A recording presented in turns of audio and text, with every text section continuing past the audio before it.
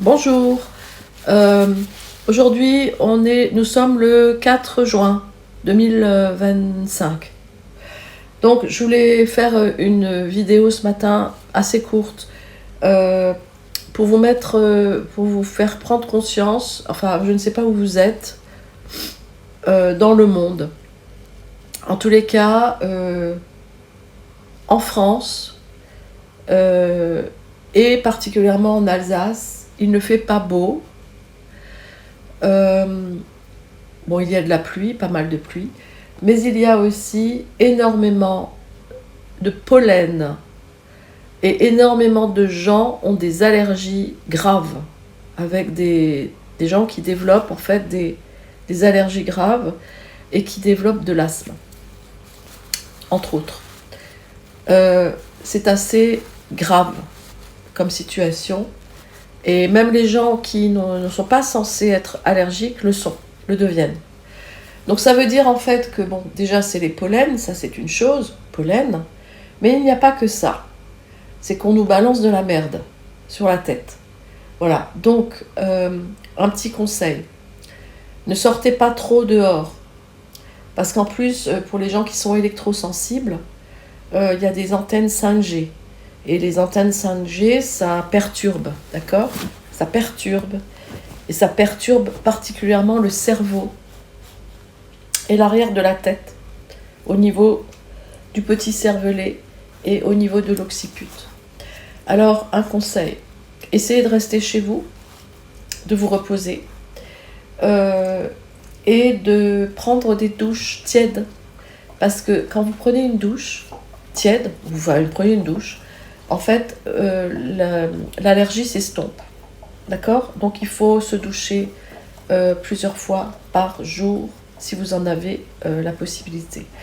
Ensuite, quand vous mettez des habits et que vous sortez, on est dans des histoires d'énergie, donc il y a des énergies qui sont positives et il y a aussi des énergies qui sont négatives. Donc l'énergie, c'est pas du tout un truc qui vient de je ne sais où. L'énergie, on est dans un système énergétique, on est dans l'énergie puisque on est dans la vie. Donc la vie, c'est l'énergie. Quand vous mettez des habits pendant une journée, il faut tout changer, il faut tout laver. Vous mettez un jean, un pull ou n'importe, un t-shirt, il ne faut pas garder ce que vous avez porté dans la journée, il faut l'enlever le soir, le laver et remettre le lendemain, mettre un pyjama pour la nuit, et le lendemain il faut mettre des nouveaux habits, il faut tout changer. Il faut changer les t-shirts, bon évidemment les culottes, les slips, ça, bon, normalement tout le monde est censé les changer au moins, tous les jours, tous les jours. Mais il faut tout changer. Il faut plus mettre le jean que vous avez mis là le jour d'avant. Il faut plus mettre les t-shirts que, enfin voilà, il faut tout changer. Donc c'est ça aussi que je voulais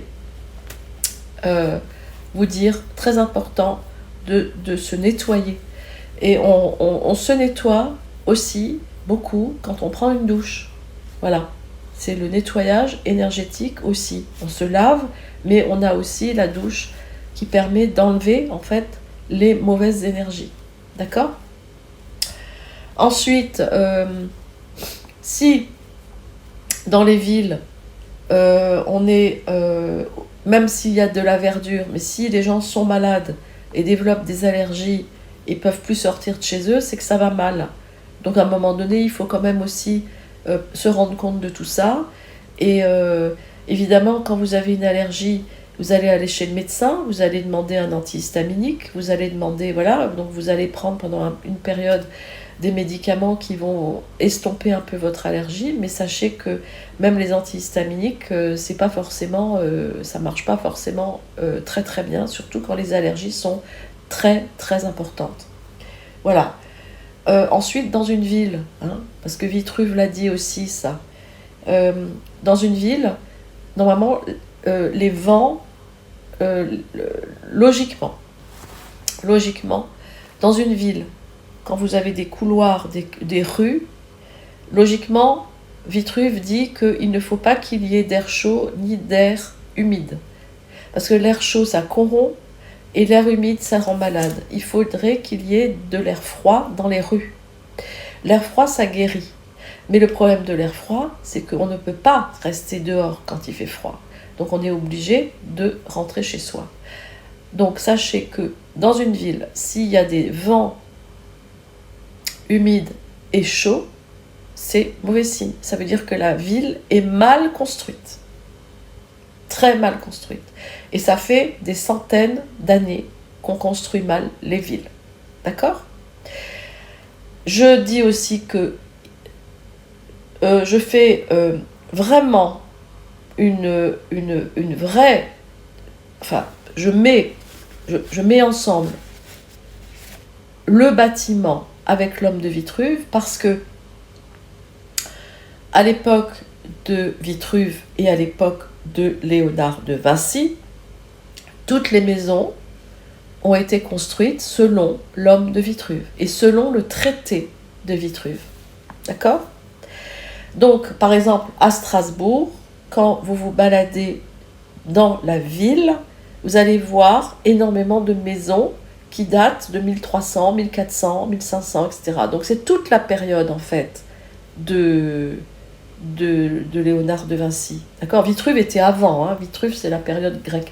Vitruve, il est né 80 avant Jésus-Christ et il est mort 15 avant Jésus-Christ. D'accord ? Donc Vitruve, évidemment, c'est avant Jésus-Christ. Léonard de Vinci, c'est après Jésus-Christ. Et donc, toutes les maisons, même à Salzbourg, vous allez à Salzbourg, moi j'ai étudié au Mozarteum de Salzbourg, eh bien, les maisons construites là-bas ont été construites également, beaucoup de maisons ont été construites à la période de Léonard de Vinci. Il y a plein, Vienne aussi, partout, hein, enfin en Europe en tous les cas. Donc, les premières maisons construites en Australie, par exemple, datent de 1830. Donc on est vraiment largement après, d'accord ? L'architecture australienne est très récente. Voilà. Donc, mais par contre, l'architecture européenne est très ancienne. Donc, quand vous êtes sur Strasbourg et que vous voyez les anciennes maisons de la Petite France, toutes ces maisons, elles ont quel âge selon vous, ces maisons, quand elles sont construites en 1300 ? On est au 21e siècle. Vous vous rendez compte le temps, depuis combien de temps elles vivent ? Donc, une maison en bonne santé vit longtemps. Un homme et une femme en bonne santé vivent longtemps. Voilà. Simplement, il faut s'entretenir et faire de la prévention. Mieux vaut prévenir que guérir. Une maison qu'on veut guérir, en général, l'architecte, ce qu'il va faire, il ne va pas pouvoir la guérir, il va la détruire pour construire quelque chose d'autre à la place. Donc, il faut absolument, et je dis il faut, s'entretenir. C'est important. Autant le bâtiment doit être entretenu, autant l'homme avec un grand H doit s'entretenir et entretenir sa santé. Donc, si vous êtes ignorant de la santé, alors, et si vous laissez faire les médecins sur vous, vous allez, voilà, ça ne va pas aller. Il faut prendre, la santé, ça s'apprend, d'accord ? La santé, ça s'apprend, respirer, ça s'apprend, chanter, ça s'apprend, marcher, ça s'apprend. Parce que depuis des années, des centaines d'années, on vous raconte des conneries. L'école vous raconte des conneries, les universités racontent des conneries. Donc à un moment donné, prenez la mesure et soyez conscient qu'il faut vous renseigner et rencontrer les bonnes personnes qui vont vous expliquer comment ça fonctionne. Voilà.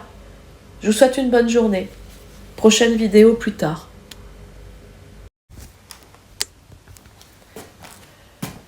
Quand vous avez mal, là ou là, donc dans toute la partie qui longe la hanche. Donc on démarre sur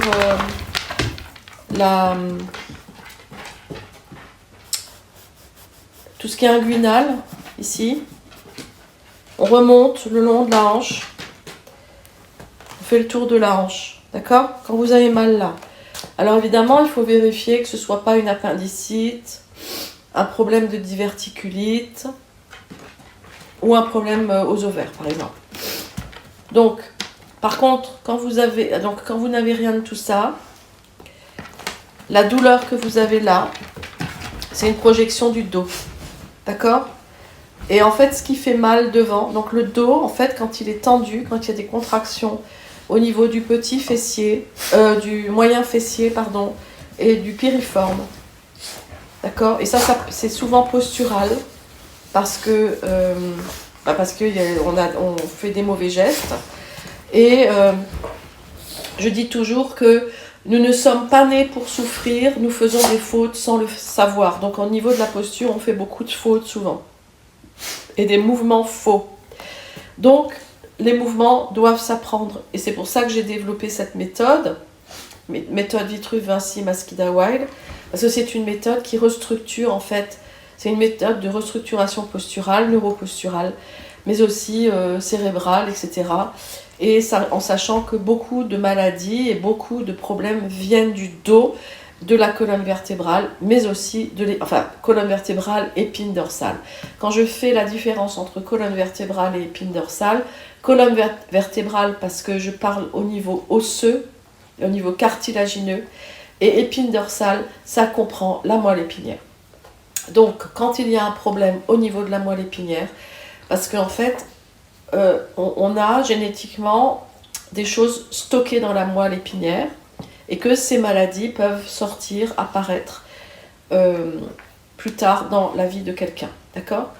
Bon, bref, alors donc, quand vous avez mal là, et qu'il n'y a pas de problème de diverticulite, d'appendicite, d'ovaire, etc., c'est la projection du dos, donc c'est le moyen fessier avec le piriforme qui sont contractés. Alors, où c'est le piriforme ou le moyen fessier, et souvent les deux.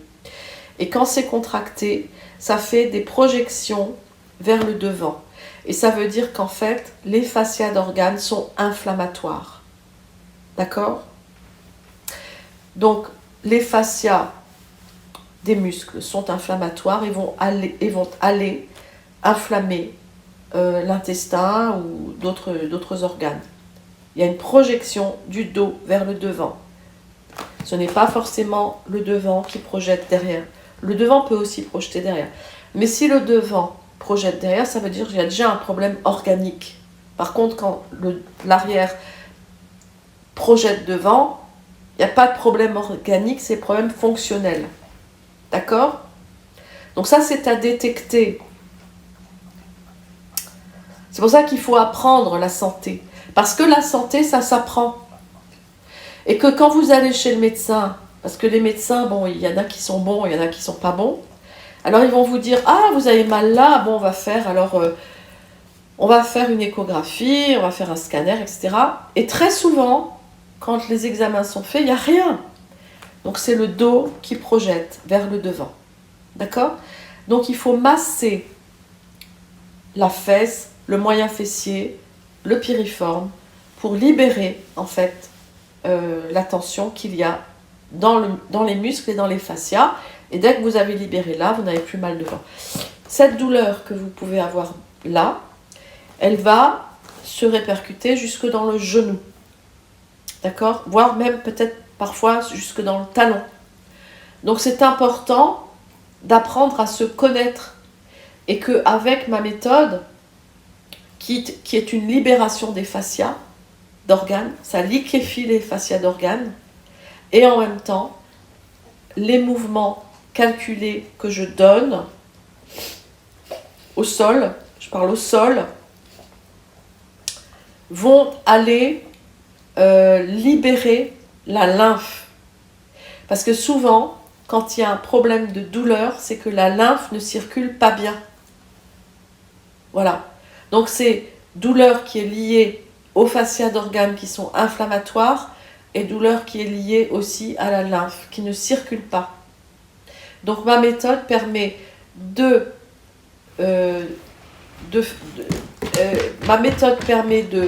liquéfier les fascias d'organes, entre autres, et de faire en sorte que la lymphe va circuler normalement, à nouveau normalement. Voilà. Donc c'est très très très scientifique. C'est pas, c'est vraiment une méthode extrêmement... C'est-à-dire, je l'étudie depuis des années, avec des recherches. Hein, je veux dire, voilà. Et quand je parle aussi des hormones, en fait, cette méthode va libérer les endorphines, dont je vous parlerai dans une prochaine vidéo. Voilà. Et aussi, tout ça, c'est basé sur la respiration amplifiée. Parce que la plupart des gens sur la planète inspirent entre 200 et 600 millilitres d'air par inspire, alors que normalement, il faut pouvoir inspirer entre 1,5 litre et 3 litres, voire 3,5 litres, parce que si vous inspirez entre 1,5 litre et 3,5 litres, ou 3 litres, vous allez oxygéner votre corps. Donc, c'est comme une maison. Si vous n'ouvrez pas les fenêtres, hein, bon, je parle maintenant quand il n'y a pas de pollution, mais si vous n'avez pollution ou les trucs d'allergie, là, les pollens, mais si vous n'aérez pas votre maison, et si vous ne l'aérez pas, si vous ne donnez pas d'oxygène à votre maison, elle tombe malade. Et vous, par la même occasion aussi, puisque vous allez vivre dans une maison qui est en mauvaise santé.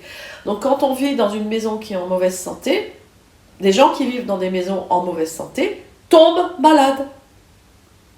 Voilà. Et sachez que quand vous êtes dans une maison, sachez que les murs ont des oreilles. Voilà. Hein, c'est la petite chose aussi que je voulais dire. Les murs ont des oreilles. Les murs ont une mémoire. Le bâtiment a une mémoire. Comme vous avez une mémoire. Et vous avez une mémoire, votre mémoire, mais vous avez aussi la mémoire de vos ancêtres. D'accord ? Donc le bâtiment, il a aussi la mémoire des gens qui ont vécu dedans avant vous. Voilà. Bonne journée. Alors je voulais vous parler, avant je vous ai parlé de la hanche, de la douleur qui contourne en fait, qui remonte le long de la hanche, dans la partie inguinale.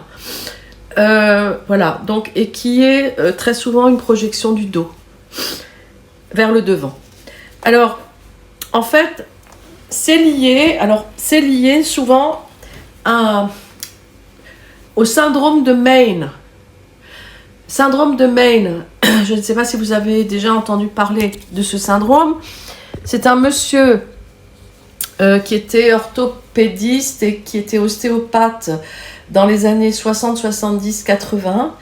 Un Français qui s'appelle Robert Maine, qui a découvert le déséquilibre de la chaîne dorso-lombaire. Donc c'est un monsieur qui a découvert ce syndrome et qui a été obligé de partir une fois de plus dans les pays anglo-saxons. Donc il est allé en Angleterre, en Australie, aux États-Unis, en Canada, pour faire reconnaître sa méthode. D'accord ? Parce qu'en France, personne ne voulait entendre ce qu'il avait découvert.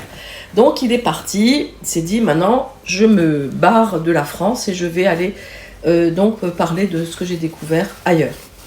Donc c'est ce qu'il a fait, comme la plupart des gens d'ailleurs, de Français qui ont la reconnaissance d'autres pays par rapport à leurs recherches et par rapport à ce qu'ils découvrent et dans leur façon de ce qu'ils découvrent en fait, de ce qu'ils étudient pendant des années. Et donc le syndrome de Maine, donc je vais aller plus vite, c'est un déséquilibre de la chaîne dorso-lombaire. Donc c'est en général le déséquilibre, il se passe au niveau des dorsales, au niveau des dorsales 11 et 12. Mais ça peut être aussi plus haut. Et ça fait une projection vers le bas. Donc en fait, là où il y a le déséquilibre, donc dans les dorsales ou voire plus haut, même dans les cervicales, il n'y a pas vraiment de douleur. Les gens ont mal dans le bas du dos. Et c'est unilatéral, donc c'est ou le côté gauche ou le côté droit. Et donc, cette douleur qui est projective vers le bas du dos, elle va aller faire mal au niveau du sacrum, au niveau de la fesse, au niveau des muscles de la fesse, voire plus bas au niveau de la jambe à l'arrière, au devant de la jambe. Donc, c'est le dos qui va projeter vers le ventre, d'accord ? Et c'est très douloureux. Parce que ça va, en fait, ce que ça fait, ça inflamme les terminaisons nerveuses de la colonne vertébrale ou de l'épine dorsale. C'est un état inflammatoire qui est lié aussi à une mauvaise circulation de la lymphe et qui est lié à d'extrêmes mauvaises postures. Je rappelle que je dis souvent, nous ne sommes pas nés pour souffrir, nous faisons des fautes sans le savoir. Donc il faut savoir que la posture et la neuroposture peuvent créer des problèmes qui ne sont pas réellement graves mais qui sont douloureux. Donc, en général, en France, la plupart des médecins disent « Ah oui, vous avez plutôt mal au ventre. Non, c'est pas votre dos qui projette vers le ventre. Non, vous avez mal au ventre. » Donc alors, effectivement, idéalement, pour éliminer les problèmes organiques au niveau du ventre, donc éliminer le problème intestinal qu'on peut avoir, diverticulite, appendicite, problème aux ovaires, donc tout ce qui est gynéco, etc., voilà, donc on élimine tout ça en faisant une prise de sang ciblée et des examens poussés au niveau, enfin scanner, échographie, pour voir s'il n'y a rien effectivement au niveau du ventre. Et s'il n'y a rien, ça vient du dos. Et c'est ce fameux syndrome de Mayne qui est extrêmement douloureux et qui va même jusqu'à inflammer le nerf pudendal qui se trouve dans le petit bassin. Et quand le nerf pudendal est inflammatoire, chez les femmes, ça va faire des fausses cystites, c'est-à-dire que elles vont dire « Ah, j'ai une cystite », ah ben non, finalement, c'est pas une cystite, c'est que simplement c'est inflammatoire. Donc, c'est des fausses cystites, on a tout le temps envie de faire pipi parce que c'est congestionné à cause du dos. Chez les hommes, ça va faire des douleurs au niveau des testicules, ça peut faire des douleurs au niveau de l'anus, avec un anus qui démange, et qui est... Alors, les gens vont dire « Ah, j'ai des vers, ah, enfin, je sais pas quoi ». En fait, non, ce ne sont que ce ne sont que si vous voulez, c'est inflammatoire lié à ce problème postural. D'accord ? Alors, en période de Covid, il y a eu beaucoup de sédentarité. Donc, moi, j'ai vu énormément de gens avec le syndrome de Mayne, en sachant que le syndrome de Mayne, c'est toujours unilatéral. Donc, c'est que c'est du côté gauche ou du côté droit. Et que la position assise est à bannir. À bannir. Les gens, ils ont l'impression d'avoir des sciatiques. Ça va inflammer le nerf pudendal, le nerf sciatique, ça peut inflammer le nerf crural. C'est-à-dire c'est vraiment un truc qui est extrêmement handicapant. D'accord ? Donc, souvent, alors c'est aussi les muscles qui vont être inflammatoires. Donc les muscles vont être tendus, hein, donc au niveau du fessier notamment. Donc moyen fessier, piriforme, enfin tous les muscles qui sont dans la fesse. Et ça va faire de la cellulalgie, c'est-à-dire qu'au moment où vous allez pincer la peau au niveau de la jambe, au niveau de la taille, vous allez avoir mal dans la peau. Donc ça va jusqu'à inflammer le derme. D'accord ?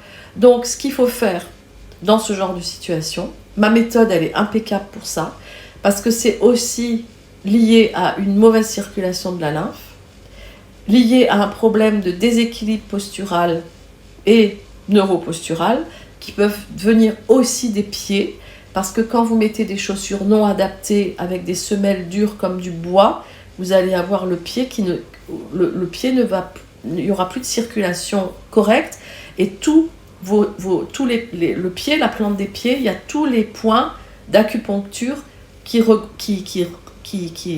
regroupent le corps. Donc si tous les points d'acupuncture sont comme du carton, vous allez finir par devenir un vrai handicapé. C'est-à-dire que il y a des gens qui finissent par se demander s'ils n'ont pas une sclérose en plaques, une Parkinson ou une maladie de Charcot. Vous voyez ?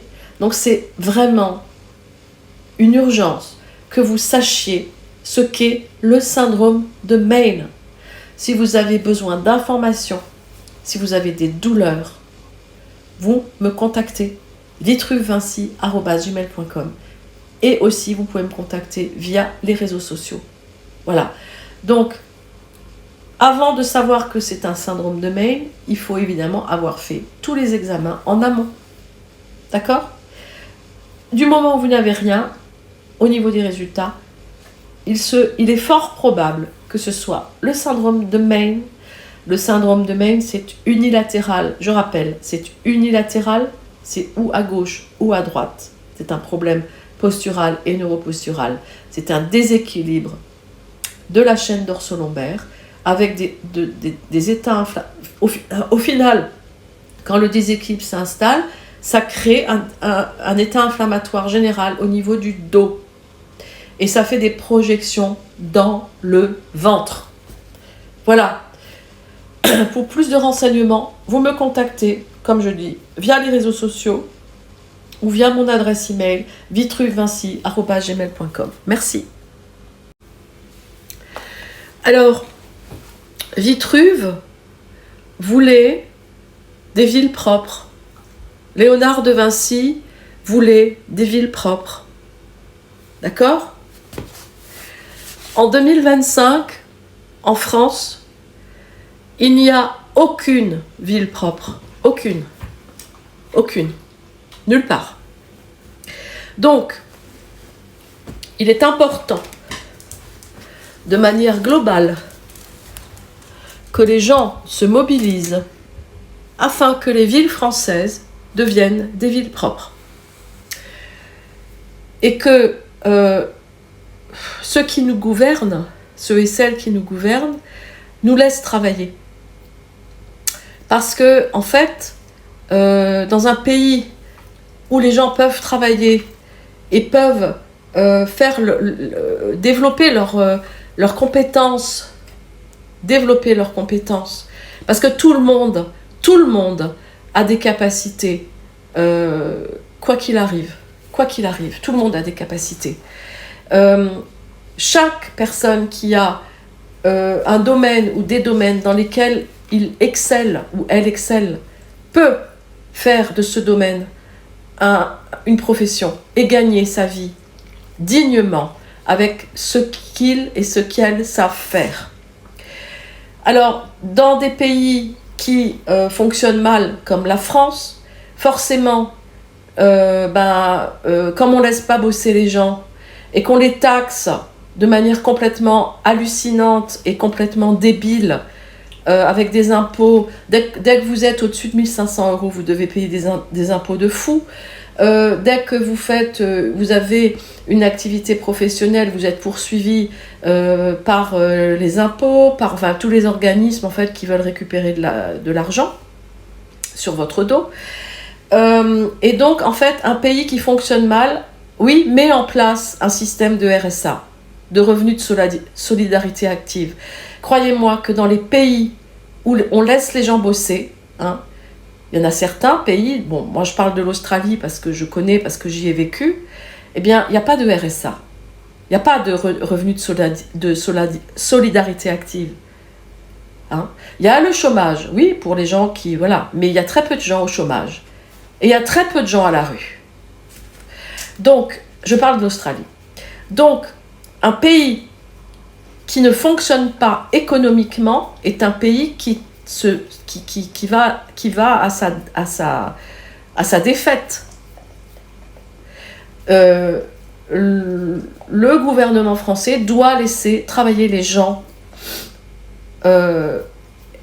développer les entreprises, les micro-entreprises, ne pas trop les taxer parce que ça sert à rien. Parce que voilà, comment voulez-vous tenir le coup avec votre épine dorsale, votre santé? Si vous êtes épine dorsale, santé, comment voulez-vous tenir le coup dans un contexte économique où c'est plus possible? Vous levez le matin à 7h, vous devez déposer vos enfants à l'école, vous êtes obligé de les laisser à la cantine, ensuite vous allez bosser, vous allez trimer, avec des gens en plus qui vont pas toujours bien vous traiter. Vous êtes des esclaves en fait. Maintenant, il faut que ça s'arrête. D'accord ? Donc, prenez la mesure. Sachez que un pays qui fonctionne correctement n'a pas besoin de donner un revenu de solidarité active aux habitants du pays. Normalement, un pays qui fonctionne doit donner des appartements aux familles, avec des loyers, non, des loyers avec des tarifs normaux. Parce que là, les loyers, ça explose. Vous avez des... Moi j'ai vu sur le Bon Coin des studios à 1100, 1200 euros. Mais je veux dire, c'est des studios. En plus, maintenant, les propriétaires font n'importe quoi avec les appartements. Tout est meublé.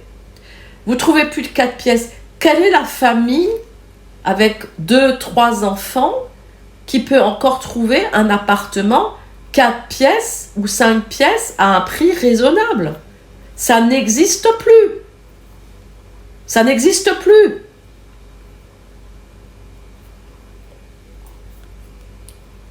C'est fait. Les gens qui mettent ça en place, c'est ceux qui gagnent le plus d'argent. Ils gagnent de l'argent sur votre dos. Hein? Voilà. Et dans certaines villes, ceux qui possèdent les appartements et les maisons, c'est des familles riches. C'est des gens qui ont 36 000 appartements à louer et qui sont même parfois incapables de faire les travaux dans certaines maisons, qui laissent pourrir les maisons, avec des gens qui ont des infiltrations d'eau et des trucs qui coulent avec des seaux par terre. Vous trouvez ça normal, vous? Vous trouvez ça normal qu'en 2025, on en soit là en France? C'est honteux. Tous les autres pays se moquent de nous. Donc, prenez la mesure. Je vous dis que Vitruve et Léonard de Vinci voulaient des villes propres. Alors, allons-y pour les villes propres. Parce que c'est grâce à vous et grâce à la population que les choses vont changer. Vous n'êtes pas obligé de descendre dans la rue faire la révolution. Ça ne sert à rien. La révolution, c'est un tour sur soi-même. Non, c'est à nous de prendre la mesure, de faire les choses de manière positive, de faire les choses dans la bienveillance et que pour que les choses changent réellement, parce que ça peut changer. Parce que si on continue comme ça, notre civilisation, elle va s'éteindre d'ici 30 ans, il n'y a plus personne, hein, même avant. Hein. Voilà.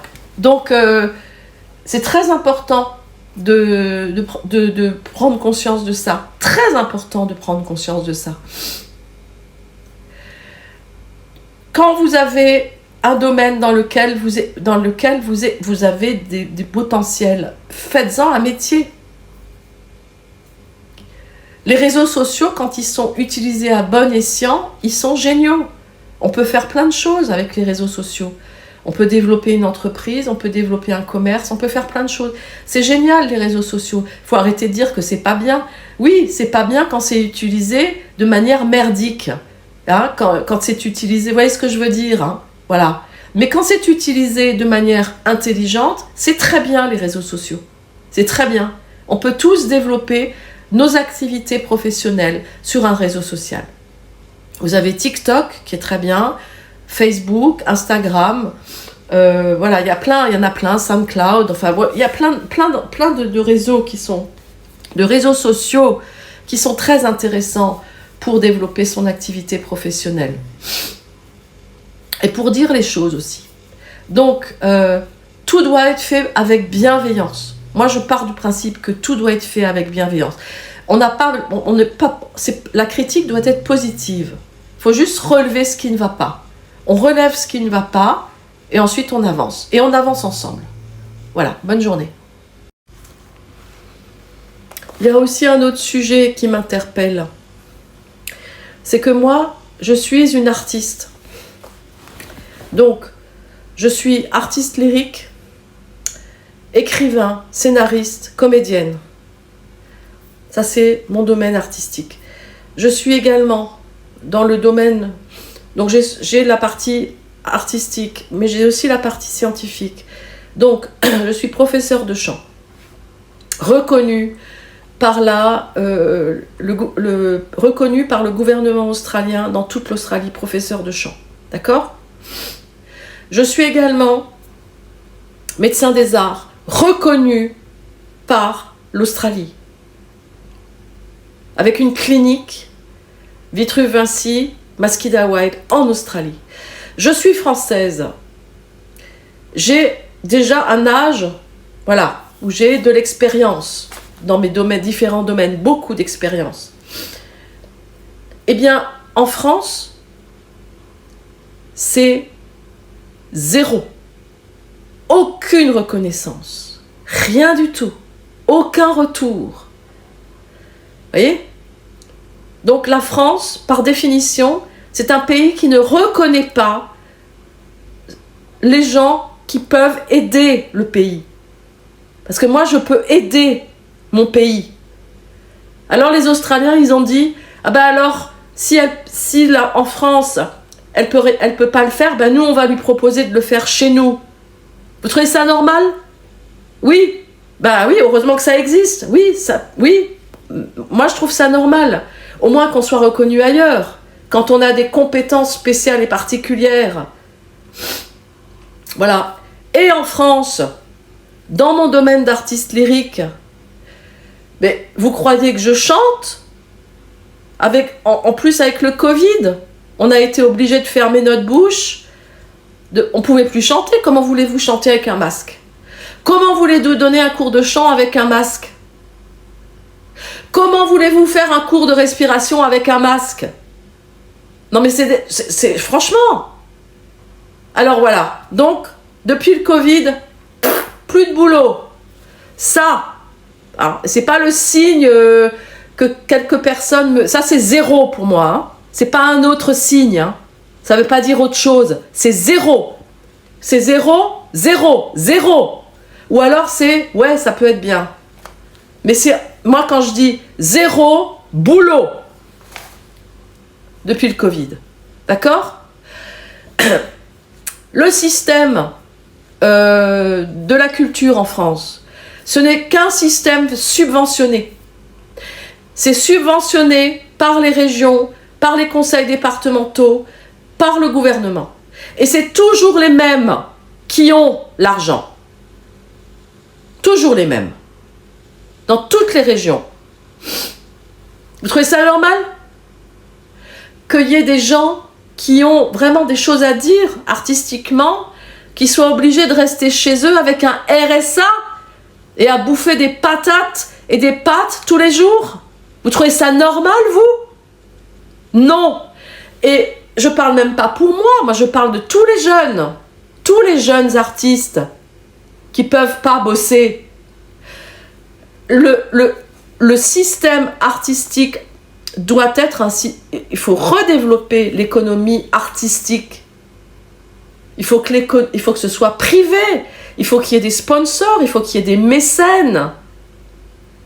Non, il ne faut pas que ce soit le public qui subventionne les théâtres, les opéras et tout ça. C'est toujours les mêmes qui ont l'argent. Et ils font venir leurs copains. Ils font toujours venir les mêmes. Vous trouvez ça normal ? Alors qu'il y en a qui sont au RSA. Vous savez combien c'est un RSA ? C'est un peu plus de 500 €. C'est un peu plus de 500 € quand encore la personne peut cumuler l'allocation logement avec. Alors ça fait à peu près 700 €, 750 €. Comment on peut vivre avec 750 € en payant un loyer, des factures et tout ça ? Comment on peut ? Dites-le moi, comment on peut ? Bon, eh bien c'est pas normal. Et c'est honteux. C'est honteux. Et aujourd'hui, je suis vraiment en colère. Donc à un moment donné, il faut se mobiliser. Alors je dis, c'est pas aller faire la révolution dans la rue et se foutre sur la gueule. Non, parce que la révolution, c'est un tour sur soi-même. C'est faire les choses avec bienveillance. C'est le dire, enfin dénoncer, j'aime pas le mot dénoncer, mais bon, c'est le dire. C'est qu'à un moment donné, ça suffit. Tout le monde doit pouvoir manger à sa faim en France et vivre dignement et honorablement dans des appartements et des maisons. Parce que les propriétaires qui sont propriétaires de 36 000 appartements, qui laissent pourrir des appartements avec des seaux d'eau, les gens ils sont obligés de mettre des seaux d'eau pour récupérer la pluie et qu'il y ait des infiltrations. Ces propriétaires-là, souvent ils font pas les travaux. Par contre, ils viennent vous réclamer votre loyer. Vous trouvez ça normal ? Non, bah, tu fais pas les travaux, bah ton loyer, tu fais les travaux et ensuite on verra. Voilà. Voilà, c'est ça la réalité des choses. C'est qu'à un moment donné, il faut que ceux qui sont soi-disant, ceux qui nous imposent des choses, eh ben, je suis désolée, ils n'ont plus à nous les imposer. Parce que c'est carrément inacceptable.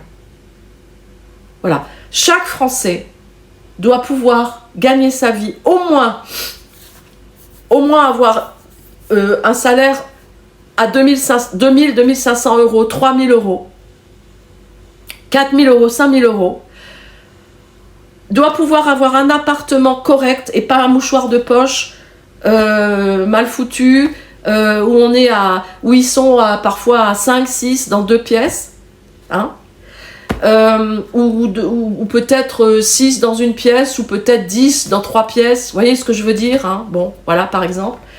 Il faut arrêter, il faut que les gens qui font ça arrêtent de se foutre de notre gueule. Parce que les gens qui osent mettre la population française dans ces situations-là sont des gens qui doivent être entendus par la justice, si la justice est impartiale et si la justice est juste. Parce que la justice aussi doit peut-être aussi réviser certaines choses. D'accord ? Et qu'on foute la paix aussi à la nature, aux animaux dans la nature, que les chasseurs arrêtent de tuer des bêtes, soi-disant pour réguler la faune. Ça, c'est du foutage de gueule. Qu'on foute la paix aux animaux et qu'on foute la paix aux gens qui ont envie d'avoir une vie correcte, honorable, digne, et qui ont envie d'être heureux dans leur vie. Parce qu'actuellement en France, il n'y a pas beaucoup de gens qui sont heureux. Il y a beaucoup de gens qui sont malades, il y a beaucoup de gens qui se suicident. Donc à un moment donné, stop. Et nous devons faire ça pour nos enfants, nos petits-enfants et toute notre descendance. Parce que c'est maintenant que ça se joue. Si on ne fait rien maintenant, après ce sera trop tard. Donc maintenant il faut agir. Il faut agir de manière intelligente. Voilà. Unissons-nous. Bonne journée. Alors, je dis bien qu'il n'y a pas de pays de cocagne. Ça veut dire qu'il n'y a pas de pays où c'est plus beaucoup mieux qu'ailleurs. Je dis simplement que, c'est une expression qu'on dit, je dis simplement que la France se moque des gens qui ont des compétences spéciales et particulières. Et ça n'est pas que moi qui le dis, c'est aussi Joseph Chovanec et Hugo Oriol, par exemple. Donc, je voulais vous dire, est-ce que vous savez qu'en France, vous le savez, le salaire minimum, il est de 900 euros. Comment voulez-vous 900, 1000, 1200, 1100 ? Mais parfois c'est même brut. Alors, comment voulez-vous que des gens puissent payer un loyer, manger à leur faim tous les jours, élever leurs enfants, partir en vacances? Comment c'est possible avec ce genre de salaire? À votre avis? C'est pas possible. C'est pas possible. C'est mettre les gens dans des situations qui sont inacceptables. C'est honteux. C'est honteux. Alors, vous savez combien est payée une personne qui travaille en Australie au niveau des défraiements par jour, pour manger à midi? Vous savez combien elle est payée, la personne, par jour? Vous calculez ça au mois.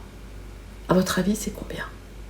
En Australie, le défraiement journalier par jour est de 165 $ par jour pour manger à midi.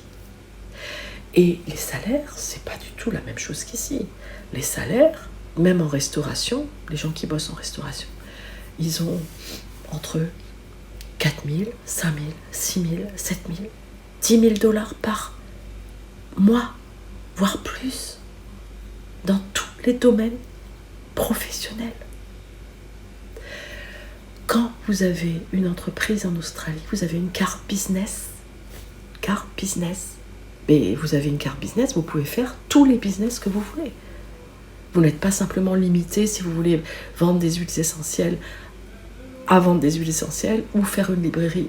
Non, vous avez la carte business. La carte business. Et vous faites tous les business que vous voulez. Vous savez ce que ça veut dire business? Ça veut dire mon affaire. Voilà. Et dans les pays anglo-saxons, on laisse les gens faire des affaires. Et on les laisse gagner leur vie honorablement et dignement. Et alors en plus, il y a un truc aussi que je voulais vous dire, c'est que on dit toujours, ouais, dans les pays anglo-saxons, il y a tout ce qui est sécurité sociale et tout ça, c'est vachement cher et tout ça. Vous savez combien vous payez quand vous voulez être assuré à peu près correctement en Australie, vous payez par mois? C'est pareil en France. Hein. Quand vous prenez une assurance en France, santé, c'est très cher hein, par mois. Ben, en Australie, si vous voulez vous assurer correctement, en ayant les dents, les lunettes, etc., c'est $100 par mois. $100 par mois.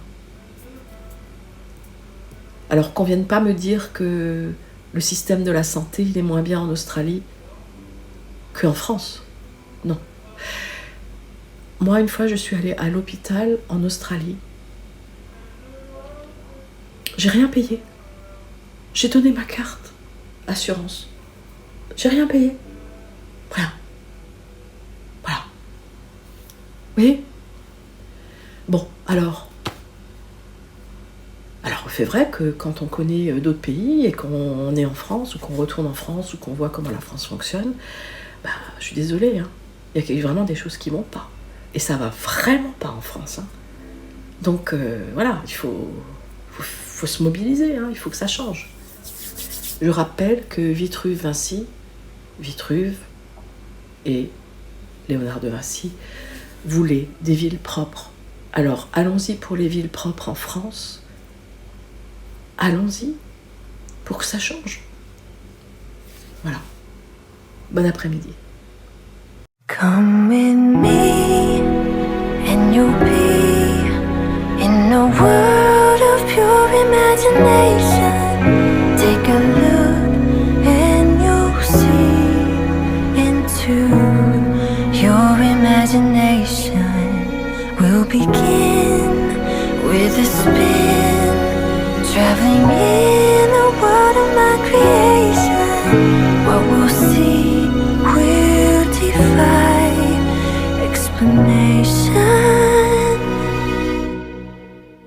If you wanna feel paradise, simply look around and view it. Anything you want to do it. Wanna change the world. There's nothing to it.